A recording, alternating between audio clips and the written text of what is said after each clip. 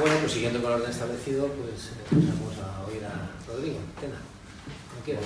Muchas gracias. Bueno, yo me voy a centrar básicamente en 4 cuestiones de la ley que me parece especialmente importante desde el punto de vista jurídico.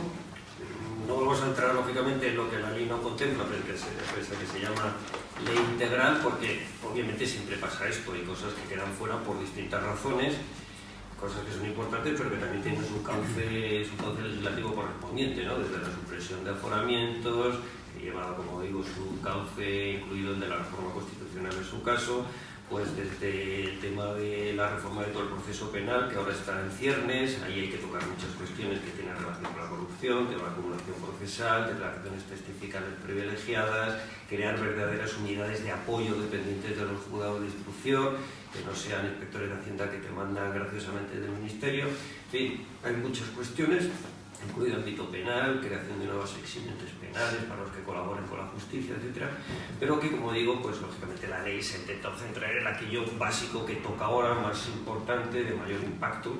Y desde ese punto de vista hay 4 asuntos que a mí me parecen, a nosotros en la Fundación nos parecen especialmente destacados por su importancia y también porque ya han suscitado distintas críticas, ¿no? Que creo que por eso interesa reflexionar sobre eso, críticas desde el punto de vista no de oportunidad, que eso cada uno tendrá su opinión, sino desde el punto de vista de su procedencia jurídica, incluso constitucional. Tenemos, básicamente están las disposiciones finales, la disposición final primera, la inelegibilidad de los encausados, la disposición final quinta, la inclusión de un nuevo delito de incremento patrimonial. Estas 2 medidas pues, se han criticado un poco desde el punto de vista de la presunción de inocencia. La disposición final sexta, la nueva regulación del indulto, que establece distinto régimen de indulto dependiendo del tipo de delito. Y la disposición final séptima, que es la supresión de los plazos de instrucción, el famoso artículo 324 de la Ley de Procedimiento Criminal. Bueno, en primer lugar, el tema de la disposición final primera, la inelegibilidad de los encausados, pues claro, es un tema que, como saben ustedes, ahora existe una inelegibilidad para determinados condenados por sentencia no firme, siempre que sean por determinados delitos y llevan aparejado de inhabilitación, que ahora con esta norma pretende adelantarse al encausamiento de determinados, simplemente el encausamiento de determinados delitos. Claro, evidentemente, pues en otro país, con otra cultura política, pues esto se resolvería de otra forma. En otro país con otra cultura política en que no hay corrupción, claro, pero que este no es el nuestro. Es decir, hay un país donde la gente dimite por comprar con dinero público una chocolatina en un supermercado o alquilar una película de vídeo con dinero público, pues claro, estas normas pues, son absurdas, porque la gente asume su responsabilidad política, su responsabilidad cívica, su responsabilidad moral y se va solo sin necesidad, o no se presenta a unas elecciones, porque los compañeros tampoco lo dejan. Pero es que esto no pasa en España. Entonces, se ha pensado en la posibilidad de introducir esta inhabilitación legal en la ley electoral, y ha suscitado pues, el lógico problema de hasta qué punto esto puede perjudicar la presunción de inocencia. Nosotros pensamos que en absoluto, realmente la inelegibilidad no es una sanción, no es una pena, no es un castigo, como consecuencia de un determinado proceso, sino que el propio Tribunal Constitucional ha dicho que viene determinado por las circunstancias del caso si son razonables. Hay una sentencia del Tribunal Constitucional del año 87 donde consideró que era perfectamente lícito una norma de Extremadura donde declaró la inelegibilidad para ser parlamentario si no eras extremeño. Hombre, no ser extremeño puede ser un baldón o una ignominia, pero vamos, desde luego mucho menor que te encausen por un procedimiento penal, por una serie de delitos contra la ministra. En fin, creo que, como digo, no es una pena, no es una sanción, el Tribunal Supremo, el Tribunal Constitucional ha dicho que tiene un fundamento razonable, son perfectamente admisibles, con lo cual pensamos que aquí pues, no hay especial problema. Otro asunto también interesante es el de la disposición final quinta, la introducción del nuevo delito de incremento patrimonial no justificado. Esto determinaría que si una persona pues sufre en su patrimonio un incremento no justificado, que no se explica como consecuencia, por supuesto estamos hablando de personas que ejercen el cargo público, que no se explica por sus rendimientos ordinarios, pues llevaría aparejada directamente una sanción. Esta norma, la verdad es que desde luego desde todo punto de vista siempre ha sido muy elogiada en determinados foros, ¿no? Naciones Unidas, los convenios interamericanos sobre corrupción. Por ejemplo, si se le pregunta al famoso padre de la patria de Singapur, Lee Kuan Yew, cuál fue la medida que consiguió transformar una ciudad-estado de un lugar absolutamente subdesarrollado y corrupto en lo que es hoy Singapur, este padre de la patria siempre contesta que fue este delito concreto de incremento patrimonial no justificado lo que cambió radicalmente la situación en Singapur en los años 50 y 60. Claro, precisamente estos ejemplos, que este tipo de delitos está extendido en determinados países, pues en América, por ejemplo, en Perú, en Colombia, ha llevado a algunas críticas también a su introducción. Estos propios de países que están en vías de desarrollo, que no tienen una arquitectura institucional potente, que no permiten reaccionar frente a estos supuestos, además países cuyo nivel democrático más dudoso, tema de presunción de inocencia, defensa de los derechos y libertades, etc. Bueno, nosotros pensamos que estas críticas también son un poco injustificadas, desgraciadamente, porque claro, a nosotros también nos gustaría tener una arquitectura institucional potentísima que hiciese inútil este tipo de medidas, pero es que precisamente esta ley está en trámite porque es que no la tenemos, es decir, tenemos que reaccionar frente a esto, es decir, por supuesto hay que reaccionar también fortaleciendo la Fiscalía, los juzgados de instrucción, los juzgados, explicitar la justicia en su cúpula, etc., pero estas medidas son complementarias y pueden tener un gran juego, ¿no? ¿Hasta qué punto pueden vulnerar principios constitucionales, presunción de inocencia, presunción de, cuando se dice que pueden suponer presunciones de culpabilidad, etcétera? Bueno, Silvina nos dará su opinión seguramente luego, pero nosotros pensamos que tampoco tienen especiales problemas. Pensemos que este caso es un caso en donde el acusador tiene que probar determinados hechos, o sea, tiene la carga de la prueba, que es que se ha producido un incremento patrimonial injustificado en función de la situación anterior, de las rentas, etcétera, que el acusado tiene, y luego, lógicamente, se desplaza la carga de la prueba al acusado. Evidentemente, el acusado no tiene el derecho a no tener que probar nada, que se lo pruebe todo, ¿no? Eso el propio Tribunal Europeo de Derechos Humanos de Estrasburgo ha reconocido perfectamente estas presunciones de culpabilidad, siempre que sean ius tantum, siempre tenga la posibilidad de reaccionar frente a eso y demostrar que efectivamente el origen fue ilícito.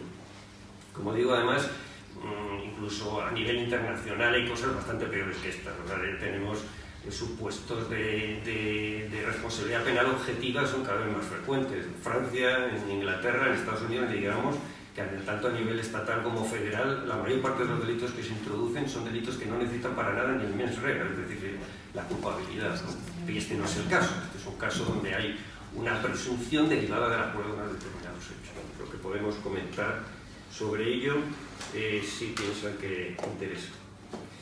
Luego, otra introducción, un tema importante que es la disposición final sexta, el tema del indulto.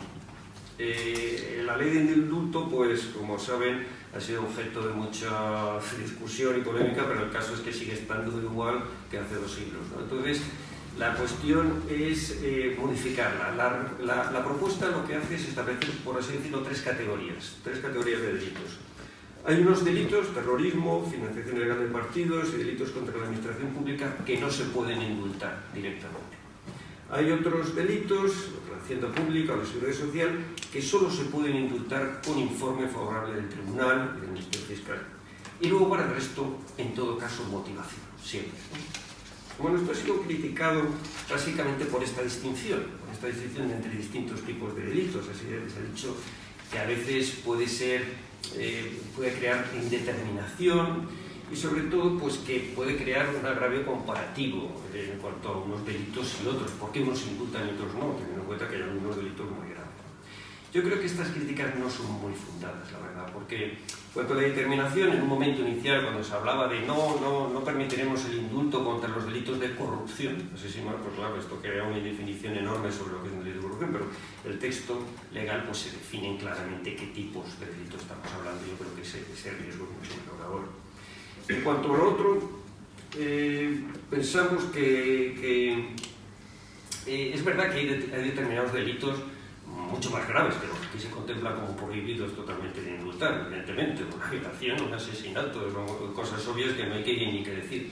Pero es que interesa averiguar cuál es el fundamento de la norma. El fundamento de la norma no está en la gravedad del delito. El fundamento de la norma está en la necesidad de luchar contra la corrupción, es decir, de prohibir el indulto de aquellos delitos respecto de los cuales el que va a tomar la decisión puede fomentar o ayudar a determinados cómplices, etcétera, y por tanto impedir la denuncia y la colaboración de esas personas a la hora de combatir la corrupción. Es decir, es el caso de, oye, resiste, que no te preocupes que luego te indultamos, ¿no? Aguanta el proceso, no denuncies a nadie, resiste todo, que no te preocupes, te van a condenar a ti solo, pero luego te indultamos. Bueno, estos delitos se cometen especialmente en una serie de casos, ¿no? Delitos contra la administración, fraude, etcétera, que no son otros delitos más graves. Es cierto, y así lo dicen los críticos, que con esta redacción quedarían fuera asuntos que han generado mucho escándalo en los últimos años, el tema famoso de los torturadores, de los Mossos de Escuadra, o el tema del kamikaze y tal. Pero hay que ver, insisto, que no se trata de... Para esto se va a exigir motivación, evidentemente, pero lo que esta ley pretende es la lucha contra la corrupción, es decir, buscar aliados en la lucha contra la corrupción y evitar esas tramas de complicidad entre el que indulta y el indultado, que evidentemente crean situaciones de impunidad gravísimas que impiden con la lucha eficiente contra la corrupción. Y por último, me gustaría tratar el último asunto, que es la supresión de los plazos de instrucción. Este asunto es un tema curioso. Saben ustedes que se introdujo en la reforma del 324, que es una reforma que todo el mundo está de acuerdo en decir que fue lamentable en la forma, aunque quizá en la intención, bueno, ahí cada uno tiene su opinión, pero desde luego el resultado del artículo es muy deficiente. Aquí lo que se propone en la ley es básicamente suprimir el plazo y permitir que el juez pueda adoptar el plazo que tenga por conveniente, ¿no? ¿Por qué tiene relación esto con la corrupción? Bueno, ustedes lo pueden imaginar. En cualquier caso, no hace falta que se lo imaginen. El propio Consejo de Europa, en una recomendación de este verano, ya dijo que había que tener mucho cuidado con esta reforma porque podía generar situaciones de impunidad. Entonces, claro, a mí me parece curioso que aquellos partidos que no están de acuerdo con esta supresión, porque consideran que por razones operativas ha producido buenos resultados, ha reducido los plazos de instrucción, lo cual es evidente que así ha ocurrido, no vamos a negarlo. Sin embargo, no pretenden hacer una reforma del artículo, sino simplemente suprimirlo. Es decir, no pretenden decir, bueno, vamos a mantener el plazo de instrucción, pero vamos a establecer ciertas reformas que pueden hacer que se evite la impunidad, ¿no?